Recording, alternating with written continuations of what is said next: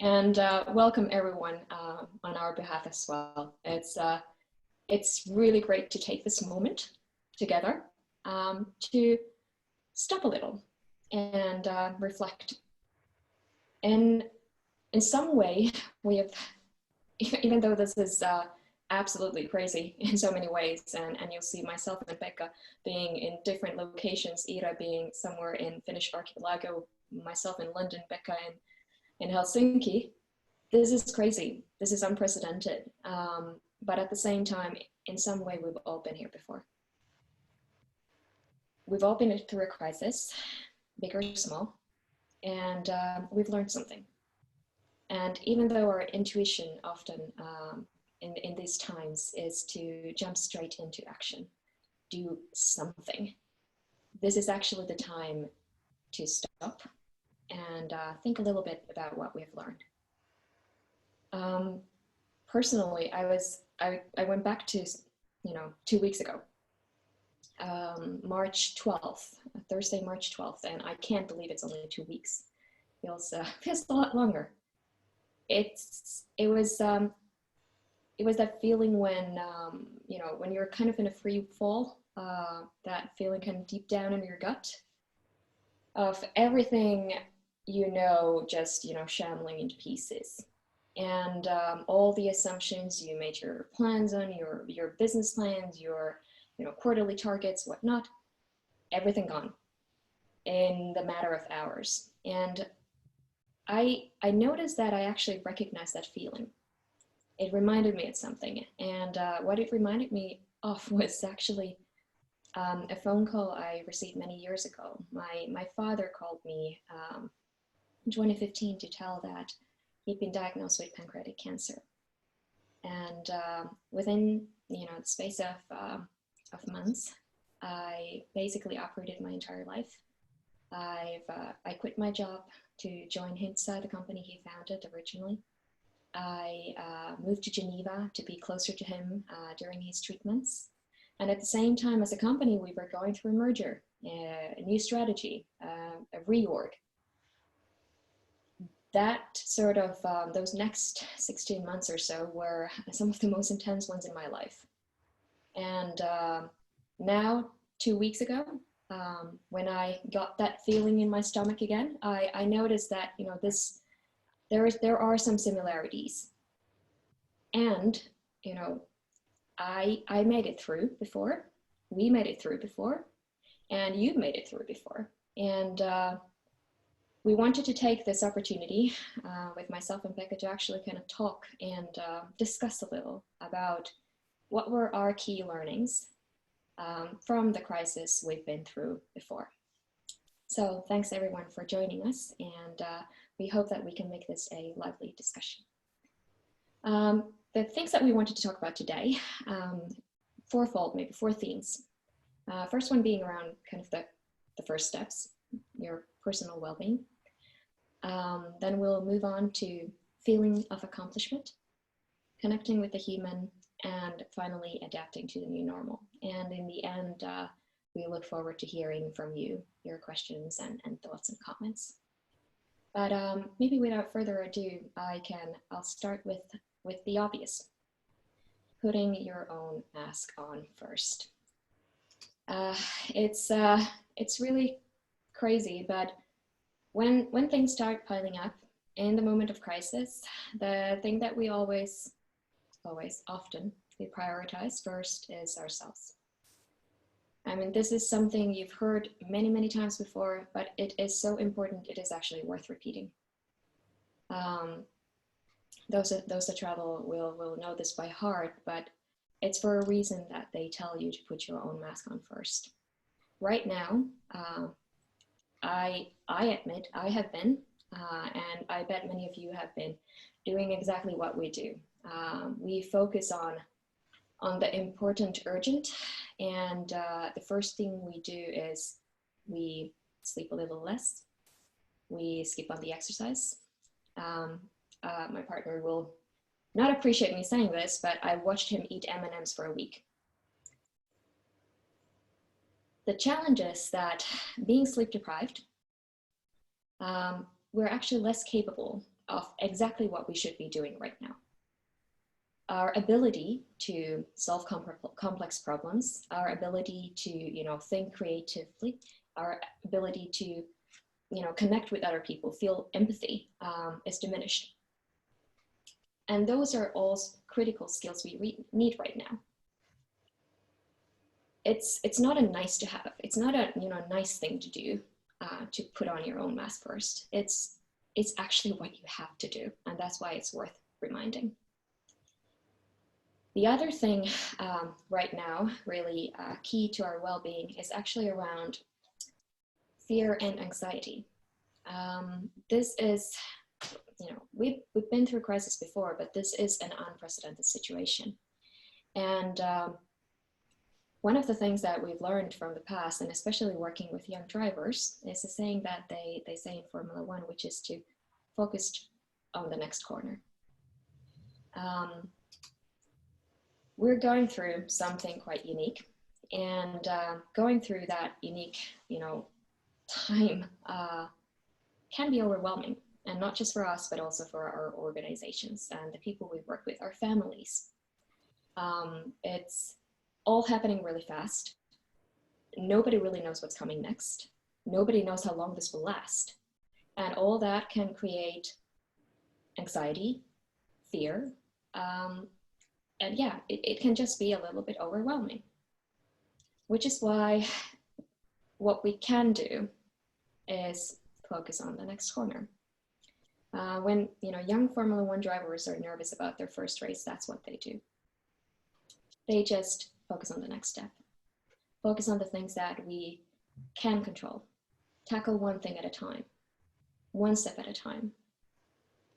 And yeah, actually, maybe this is a good time to ask you, Pekka. How do you see that? What have you learned in the past, based on your past experience? Based on my past crisis, I think you were to say that you were way too polite to say that. I think one of the things that I felt through that very powerfully was I went through, and this is quite embarrassing to say, being a kind of my profession being what it is, I went through this kind of a mild burnout phase, and during that phase I felt that my emotions and feelings are unique. I felt that I'm a loser, I'm not capable of anything, nobody is interested in my skills or services, or for that matter me at all. And I was sure that that was unique emotion or unique feeling. And then I read coincidentally I read a article or blog about burnouts, and they listed bullet by bullet all of my emotions that I was going through. So I was like, okay, this is probably not that unique. It was unique in sense that, it was a crisis for me, and everybody's own crisis is the most important crisis at the moment. However, there are people around who are kind of have gone through the same thing. So kind of a little bit kind of getting out of the thing that this is super extraordinary. There are not many people who can relate to what you have done. I think that's kind of the main thing for me. How do you feel about that's actually really interesting that you say it, so because right now essentially everybody is going through the same thing. This is a collective experience, which is, I think maybe that could be one of the key differences to crisis before. Have you felt that? I have, but on the other hand, then I was watching a Finnish master coach Ilona Rauhala's videos that she is posting on kind of very frequent pace, and she had two, I think, fantastic pieces of advice there. One advice was that you don't have to analyze everything. So when you are in the crisis, so what easily happens? What's the discussion when you connect with somebody over video or with your family? You start to talk about coronavirus. Well, that's kind of obvious because we want to share, and that's what we should do, kind of let the emotions go and discuss. But she was basically saying it's no need to analyze everything. And second thing that she said was that you don't have to have an opinion of everything. So it's kind of what you are saying, Stina, that on score. Let's all, as we soccer players tend to say that, focus on also kind of the normal things. And I was probably aspiring politician because I avoided your question, but I think that it's shared which brings us together, but it would be fantastic also that in this togetherness and this closeness, we could also learn how to continue that when we don't have the common ground to discuss, i.e. the coronavirus. So if this would be building something lasting for organizations, and I have felt this very strongly with our own team, is that even though we are socially and physically apart from each other, we have come closer to each other as human beings. And I hope that that will outlast the coronavirus. No, absolutely agree, by the way. And definitely for those of us that work a lot remotely, this is even, even brought us closer together. Another thing that we talk a lot about, and I know we chatted about this before, is, when we do get into this mission mode, it actually becomes critical that we also know how to break it. And somehow, be it a run or a walk or, watching that silly show, whatever it is. What have been your kind of ways of getting out of that mission mode? I think that I think very many of us are lucky in that sense that we have more time with our families and close ones than we had before, because I have two daughters who are out in college, but they have now come home. So our household is 2 remote workers and 2 remote students. But it basically means that in the evenings we do things that we never done before. We play board games and we go walks in the nature. I hate walking, and my coach shouldn't be listening to this right now, but I hate walking, and now we do that, and also, we have this instant messaging tool called Slack in our company. We have this weird channel called General. General is the place of funny things and all that kind of stuff. But however, I feel very strongly that I need to be more kind of precise of having those, stop the mission mode moments, because I have a small office room in my house and I'm too familiar with the walls right now, so that I've been, spending time there. So I need to kind of put calendar alerts or something that, hey, do something else for a moment, because you become kind of carried away with the tasks. And I think that when this is a leadership webinar, so I think that it's the responsibilities on our shoulders as leaders, that also to show the example, that hey, we post things about the things that we do, and we encourage people to make the stop, because and also in our communication, when Stina, your last point was focusing on the next corner, so that we set an example that, hey, yes, corona important, however, there are other things in the life, but unfortunately I'm not fantastic in giving advice in doing that mission mode breaking. What have you done yourself then? Oh, I run. That's my go-to. I actually learned it or took it up already years ago. And even if it's just the shortest run, like literally around the block, doesn't have to be even much more. It gives you that sort of break. And I do. I'm still. I don't know what I'm gonna do if they close the parks. Actually, that's my greatest fear at the moment, to be very honest. I actually think this would be a great point also to ask you as the audience. What have been your kind of ways of breaking the mission mode? I mean, we're all in similar but different situations, and I'm sure you have great ideas. So if you can comment actually in the Q&A section, if you have questions about that. If you have questions about where to find the Q&A section, please ask Ira. But it would be really great to maybe go through some of your ideas and thoughts at the end of the webinar. Yeah. So please comment. I would love to hear. Super. And hey, let's move on with the next kind of topic, or next sprint of this webinar, and it's about behavior and motivation in this kind of a unique situation. And I have a picture of So what can we learn from organizations that typically handle crises, be they firefighters or doctors and nurses, or be that police officers, or be that military?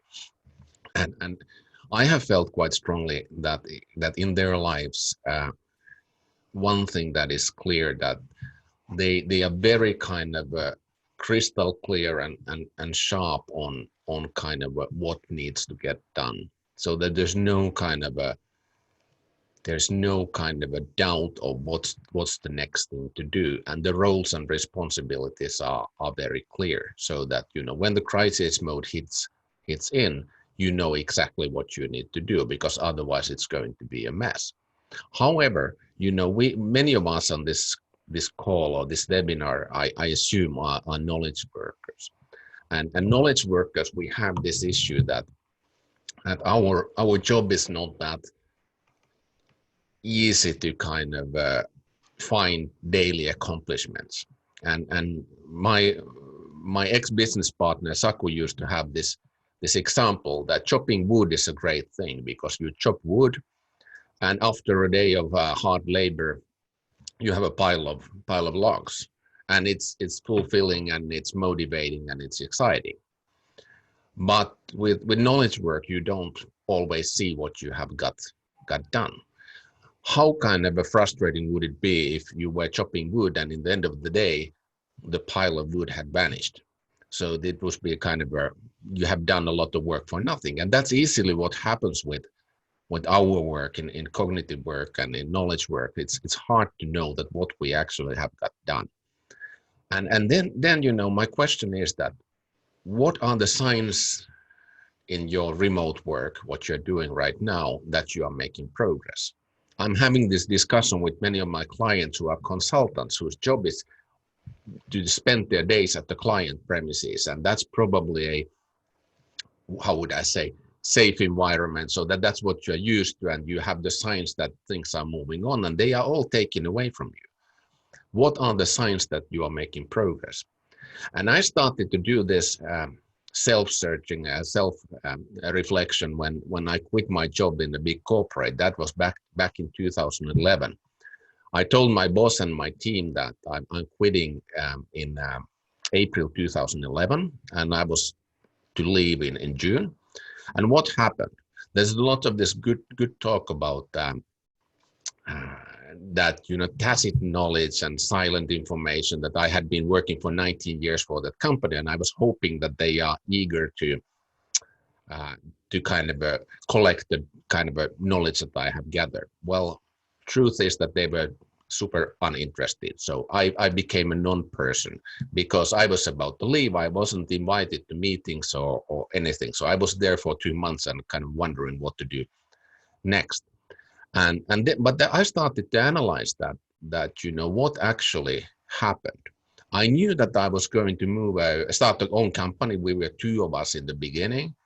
And I knew that some of the things that had made me, had kind of kept me active and productive, were going to disappear. And I was quite shocked that when I realized that my 3 proxies that stuff gets done were number of emails, because if somebody sends me an email, they are interested in me. If they invite me to meetings, they want to hear my opinion. And if they send me to faraway countries to earn my Finnair Platinum status, probably I'm kind of a useful person. Well, I knew that this will happen, because in a 2-guy company, even though my business partner is a super cool guy, you won't have meetings with him, day after day. It's kind of gets kind of repeating itself. I knew that these are going to disappear. But then in October, I felt very empty. And I was wondering, why did I feel empty? Because things that are showing that you're accomplishing something were taken away from me. And one of my biggest kind of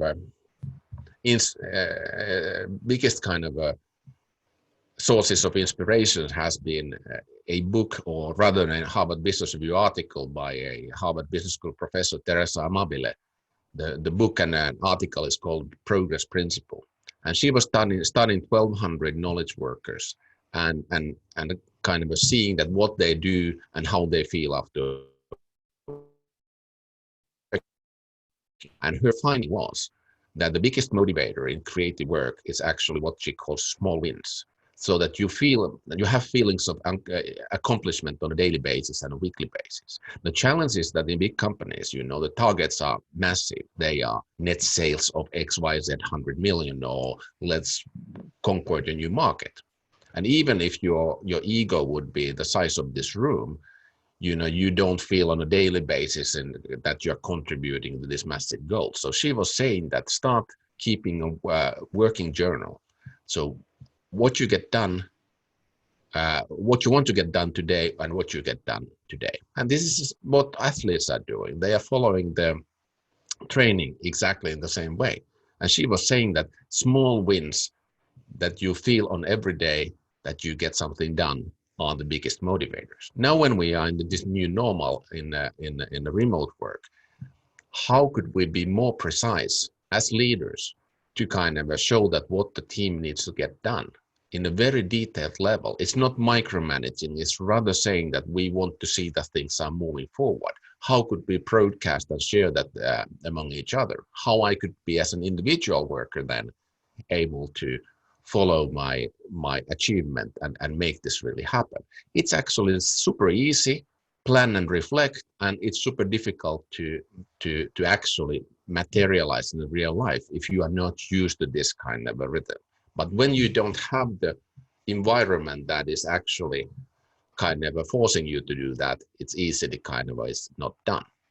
And maybe another thing, which is from Patrick Lencioni's book, I love this thing, which is called, he's basically saying that there are four things that the good management team should be doing. It starts from and team cohesion, build a good team. Second thing is that you are creating clarity. And third thing is that you are over communicating the clarity. And I love this over communication word, because we as leaders often think that, oh boy, we have said this thing so many times. But we forget that we often have way more information that people in our teams do. And especially in these cases when there is no this chatter by the water fountain, but information needs to be deliberately shared. There's a communications officer that I leader that I respect a lot, who said to me once when I was really frustrated, saying that this is horrible that, you know, I have said this many times and people don't seem to get the point. And she was saying to me that, hey, Pekka, listen, if you haven't repeated your message at least 17 times, there is no chance that it will go through.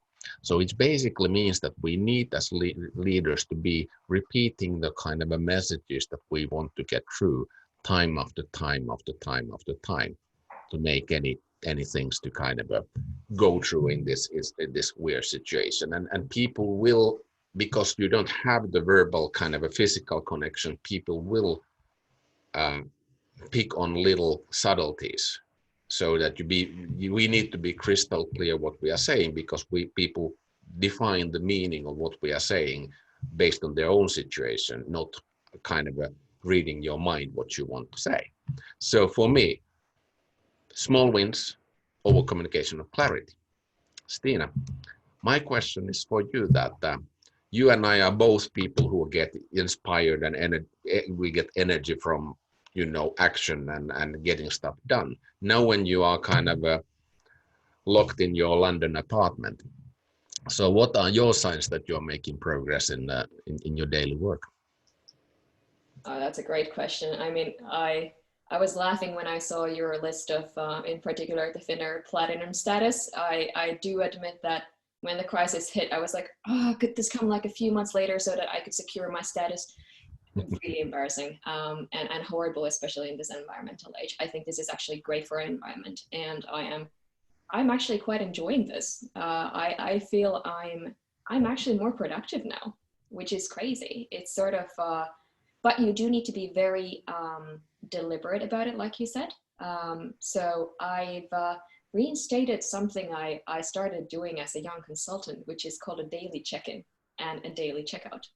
It's a rhythm that that we used, or I used with my teams when I used to work for McKinsey, and it's a 15-minute check-in in the beginning of the day. You create your, like you said, your to-do list. I get a huge satisfaction of ticking things off that list during the day. If I come up with new stuff, I admit I put a box just to be able to tick it off. And then at the end of the day, I review it, and there are things that I'll move for the next day. There are things that I'll then deprioritize because things are literally changing day by day. So that's been sort of, I think that structure has been immensely helpful, especially at this time. I mean, I'm hoping that we will actually take something from this crisis that we'll then keep on doing also afterwards. So that for instance, I mean, it was a best practice back then. I don't know why I've skipped on doing it in the meanwhile. Another thing that comes to mind that I think we did quite nicely with our leadership team was that we actually shared this list. We had a kind of shared to-do list or action list that we created with the management team by each function. But then we also shared it. It's a shared Excel sheet, nothing fancy. But we shared it with the entire organization, and I think for the organization to see that list going and things getting ticked off is also sort of comforting, maybe, to see that yes, things are moving forward, even though the kind of usual triggers that we follow, we can't follow right now. Are there any kind of examples that you could give about this communication of clarity or over communication of clarity? Any best practices or things that you have found working for you? I think I just have to echo what you said about it feeling even uncomfortable, repeating the same messages over and over again. I think maybe the one thing that we've done a little bit differently, which I also thought has worked quite well, is that since we don't have that, what do you call it, like chatter around the water fountain or coffee machine in the Finnish context, we created virtual coffees. So it's a weekly 1 hour session on Zoom, open to everyone, and zero agenda, so no slides allowed. And I think that's actually, people chat about what they chat, and then you accidentally sort of get to go through the kind of important stuff, and also you get a much better feeling of how people are feeling, which I think is one of the key things in this crisis as well.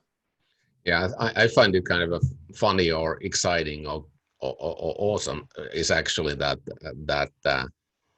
there seems to be more this kind of informal chatting in our organization now than it was when we were all, because our job is that, our coaches are coaching at the customer premises and our salespeople are selling, and we are all over the place all the time, but suddenly we are together more than we used to be. Yeah, no, I find the same. It's a really sort of, and I imagine it can be similar for some organizations. I think we did have the kind of the benefit of having worked partly remotely for quite some time, but I mean, it has been a jump for us too. It is very different to 2 weeks ago. Yeah. Very good. So one thing I also wanted to touch on, which is sort of what we were already talking about in our virtual coffees, but it is the human connection. And Brené Brown is one of my favorite professors who puts it in my mind really nicely. She talks about connection really being the reason why we're here. It's what gives us purpose and meaning. And I dare to say that in addition to kind of that feeling of accomplishment, we're all searching for feeling of meaning right now too. And especially now that we're physically distant, being sort of very mindful about creating that human connection remotely is something that I personally spent a lot of time thinking about. One of the things Brené Brown also talks about a lot is daring greatly, daring to be vulnerable. And as a leader, I mean, personally, I've actually struggled a little bit with this one. It's you as a leader, you want to kind of create a sense of security, and sometimes we mistake that sense of security with kind of an illusion, creating an illusion of control. Especially right now, when literally none of us knows what's going to happen. None of us can forecast the future, especially right now. Being honest about that, being honest about, I don't know. I actually also sometimes feel scared. I actually also sometimes feel anxious. It's being honest about that, those feelings, those emotions. Being human is kind of counterintuitively actually essential, critical for that psychological safety. And I mean, yeah, for a control freak like myself, it is, well, Becca will know this, it is absolutely uncomfortable. And I actually need to be quite deliberate about it. But it is definitely worthwhile sharing those emotions, because what I've seen happen is that when we start doing that is people also open up, and that human connection is also possible, actually can even be stronger remotely in this time. Another key kind of lesson for me, though, when it comes to human connection is don't ever assume that you know what the other person is feeling. And another kind of key thing, don't assume that they're feeling the same as you. Ask. People react, even colleagues you've worked with for a long time and you know really well, they react differently in times of crisis. We react differently. And we even go through different stages of crisis. There was a really good Harvard Business Review article by David Kessler, actually, where he talked about how this is sort of similar to stages of grief. We're actually going through a collective grief right now. And it starts with, denial. This virus will not affect me. We then move on to kind of, anger. Why? How could you confine me into my small apartment, and you even closed the gym? And then you get into a bargaining phase where you are, haggling. If I stay here for 2 weeks, it's gonna be all okay, right? You will get out. And then finally there's acceptance. We realize that, this is how it is right now. And, I need to find a way to make it work. And one thing I particularly liked about what Kessler said in there was that he has added one final stage there, which is finding meaning. So finding actually meaning in the crisis and after the crisis, finding the kind of the good things and the learnings. So going back to that self-reflection. But yeah, in summary, I think for the human connection, dare to be vulnerable, dare to show your emotions, and also create space for others to show theirs, because you cannot know and you cannot assume, what they were actually going through right now at this specific time. Becca, I have actually a link to human connection. One of the reasons it's so important is actually linked to creativity, and you talked a lot about this. Like, why is human connection so important for creativity, and how can we foster that right now? Yeah, I think it's a great point. I come back to your comment earlier that what is first of all happens easily in crisis, as you said, that there is the leaders kind of establish more kind of a control mechanisms. You have to report and everything because they create you an illusion of control, so that leaders feel more safe when there are Excel sheets of this and control mechanisms of that and standard operating procedures of this.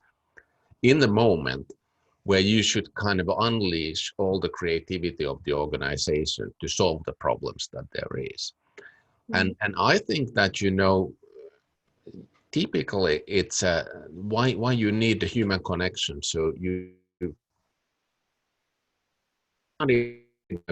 previous company, the what happens to ideas in an organization. And typically, in organizations, what happened was that you didn't get immediate feedback of of whether this is a good idea or not. And or if you did, it was kind of a drowning in some sort of a process. So it's kind of if we had this possibility that we have a mechanism in that I have an idea, I bounce it back to you, Steen, and we have a process that in 10 seconds I will get you your response. In 10 hours we will make a plan whether to do that, and in 10 days we will test it, and then we will kind of drop it. But I think that it's quite human for us that we need a kind of somebody else to kind of validate that we are on the right path. And also related to this topic, I mentioned that also in my webinar about remote work, is what Laszlo Bock, who was the chief human resource officer for Google, who was saying that if you have a feeling that you have given enough freedom or trust to your teammates, you probably haven't gone far enough. Again, the kind of a leader's anxiety, a leader's kind of a wish to have full control. In this situation, when we are remote, we would need the firmness and control and mechanisms. On the other hand, we need to unleash the creativity, which basically, in my books, means for the leaders that we need to have the self-esteem that we can handle the situation, even if we don't have a daily control of things. So kind of complicated, yeah. Complicated indeed. I mean, you mentioned, you kind of bridged there into sort of like normal versus crisis. Are there other things that you kind of notice being very different now that we are in crisis and remote? I think that it's building on what you said earlier, that you never know what the kind of a crisis reaction or crisis behavior pattern of a person is. Even though I'm a Finnish male engineer, I'm a little bit of a kind of a sensitive kind, and I'm emotional. Just as a Finnish engineer, it just doesn't show on the surface, but there are emotions inside. But what happens to me when crisis hit, and this has been crisis after crisis, the same thing. I'm quite calm. I'm not right now afraid at all of what happens with Corona. Well, it happens what happens. There's nothing I can do about it, apart from having social distance and all these things. But in the global sense of it, it's hard to do anything. And it can be vice versa. People who are very kind of firm in a normal situation can change. I had this great experience. Sounds scary though. When I was 18, I was a summer intern in an operation theater of a Finnish hospital. And there you saw people who were super vulnerable, and they were going to a major surgery. My job was to kind of hold them into the operations theater, and I was there when they were they're kind of getting their anesthetic and applied, and there I saw people who were like, you would say, nerdy guys who were super brave before a great big operation. Then I saw these alpha types who were so scared. So it's kind of you can't tell what happens when the crisis hits. So that's one of the things that I have felt is quite different. No, absolutely. I mean, you can't kind of predict, and you can't know. And I think the other kind of thing there is, you also just have to accept it. Yes. I mean, this is, in addition to asking, it's also the time for kind of just accepting that we do feel differently, we react differently. The alphas might be actually quite scared, and vice versa. I mean, you have to kind of give room and acceptance. I think somebody put it well. They said you need to, now is the time to overdose on compassion, which I thought was a really nice way of putting it. Yeah, and that I used to say that that leadership is not that difficult. It basically requires two things. It requires common sense. It doesn't require that you are kind of a nuclear physicist.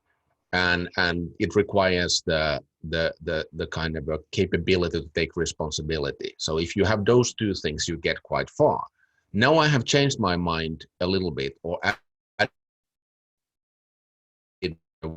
one is later that you said earlier, that leader needs to be capable of being compassionate and firm at the same time. And for many people, this is tricky. One of my mentors used to say that leaders are known to be people who can have two contradictory thoughts in their mind at the same time and still remain operational. And I would kind of extend it to what you say, that firm and compassionate at the same time is kind of what we need from the leaders. 100% agree. Hey, let's take the last section so that we have time for discussion. And there I have used a good article. There's a source on the bottom of the slide. It's a Navy SEAL explains 8 secrets to grit and resilience. And if you think about the Navy SEAL, I never met a Navy SEAL, but I have a very strong stereotype of super fit, alpha type, a bit macho maybe. But if you think about their job description is to be in crisis on daily basis. So their job is to resolve crises. So I picked my favorite ones here because they are completely applicable to our life. First one, which we have already discussed, crystallize purpose and meaning.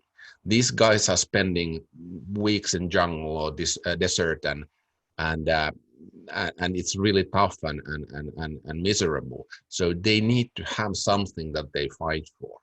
And as a leader, I need to be able to crystallize the purpose and meaning of my organization right now, even stronger than before, because we are not together. There is a mission why we go through this hardship that we are going through right now. How you make this kind of a translate or kind of a move away from the kind of a typical kind of a mission statement, mumbo jumbo, if I may. Easily we incorporate language, we become complicated and too fancy. So let's kind of state it out aloud very kind of clearly and simply in the common language. I got caught by myself when my father, 15 years ago asked me what you do for a living, Pekka. I see that you go to meetings and travel a lot. And I was kind of a little bit put down with that statement because that was a time when I was leading at Nokia. I was probably on top of my career there. My product was bringing the biggest operating profit in the whole company. And I was very proud of what I was doing. And my daddy thought that I'm traveling and being in meetings. But then when he asked what I'm doing, and I had this like really stupid answer. I said, "Hey, father, you never been in business life." He was a biology teacher. It's very hard to explain you what I do. And then I was driving home and I realized that if I'm not able to tell to my father, who is a smart guy, what I'm doing, I probably don't know it myself. Same thing comes easily with purpose and meaning, that we write this way too complicated things. So just crystallize and over communicate purpose and meaning. Second thing what the Navy SEALs are saying is that give help and get help. Giving help is kind of understandable when they are there on their mission, but get help. Be kind of courageous enough to ask for help, which is not easy for us. I again take back to my crisis that we discussed in the beginning, when I was having some of my biggest crises in my private life. And I felt very alone, but I never turned to anybody to ask for help because partly I just was too ashamed of asking help, and partly I was too tired and too kind of deep down there. And at the same time, I would have loved that my friends would have reached out more and say that, "Hey, Pekka, we know that you are going through a tough time. Can we help you?" And we somehow keep in this case, the social distance, not kind of per physical, but we are not ready to kind of give our hand to those who need it and also ask for help. If Navy SEALs can do that, so can we. Celebrate the small wins. I already talked about Teresa Amabile, but think about their job. They are there in the pit in the desert for a week doing reconnaissance in enemy territory, and it's not fun. So you have to find the thing that you celebrate. We made a deal, as I said, yesterday, which typically we wouldn't have celebrated. Now we celebrated it because it's worth kind of seeing the little good things. And again, it's a leader's job to kind of pay attention to small things that people are doing, and especially celebrating people who are stepping up. We celebrated with Stina yesterday, one of our colleagues who has really stepped up in the crisis and kind of done amazing job. And the Finnish way would have been to say that well, he knows it himself. It's not kind of a man doesn't need a thanks for a job that he's supposed to do. But in the other side, kind of, hey, no, let's kind of highlight great stuff that is going on. And finally, find a way to laugh. That in a Navy SEAL mission, well, they are not funny missions, but they compete and they play games and they kind of make a small thing to look funny, because laughing is the way to keep you mentally sane. So in the sense, when I was doing having my own business, many of my clients came to me and said, well, Pekka, serious matters require serious people. And my answer is nonsense. Serious matters need to be taken seriously, but you can be having good time at the same time. And they are not contradicting with each other.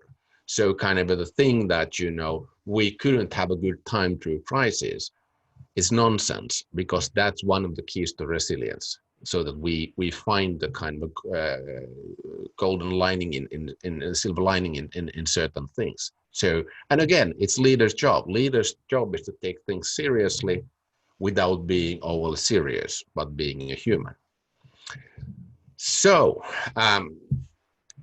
we are getting closer to the discussion phase. But Stina, any kind of any ideas? Especially, I would be curious to hear your points of this purpose and meaning. That how have you seen yourself that now when we are in crisis, that we are very meaning or purpose driven company anyway, but have you seen a change of that and maybe tools to kind of make that even more visible? And I think the colleague that you were actually referring to, who really has stepped up, he's also the same colleague who mentioned that at this point in time, he's actually working in marketing, and he's seeing more clearly how we can and he can support people all around the world. And I think I actually think those two are correlated. The more clearly we see the meaning, the more we also step up, because that's what drives us. And I think that's one example. On the other hand, I've also seen the kind of shift that some of our coaches have had to make. They used to seeing clients. We do a lot of remote coaching, always have, obviously, but we also love the human connection, meeting face to face, the physical touch. And when you're deprived of that, how do you find the kind of meaning and purpose in those meetings that you then do via Skype or Zoom or whatnot? And I think, well, that's another one where I've seen the turnaround, actually. And I think that has been beautiful to see how their reaction has actually been, this is actually the time when our clients need us the most. And that's been sort of like, even if they initially pushed back, this is actually the time when we need each other the most. So I think that's been sort of, those are just two examples of how I've seen it change.